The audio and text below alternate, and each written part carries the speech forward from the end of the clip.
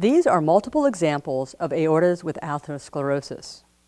In atherosclerosis, smooth muscle cells and macrophages in the intimal layer of arteries accumulate lipid vacuoles made of cholesterol and cholesterol esters.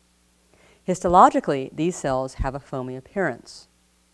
Groups of these cells produce atherosclerotic plaques, or atheromas, in the intimal layer.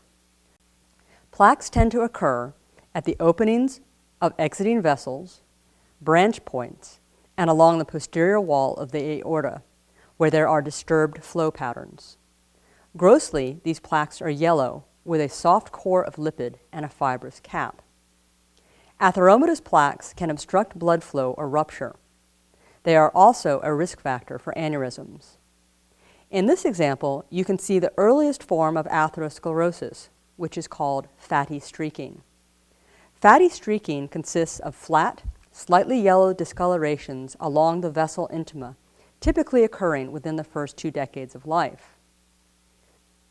In this example, you can see an aorta from an older patient, where these fatty streaks have progressed to form patchy yellow plaques with fibrous caps.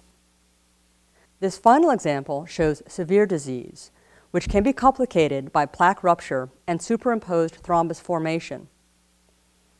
The most common sites involved with atherosclerosis in descending order of frequency are the abdominal aorta, coronary arteries, popliteal arteries, internal carotid arteries, and circle of Willis vessels.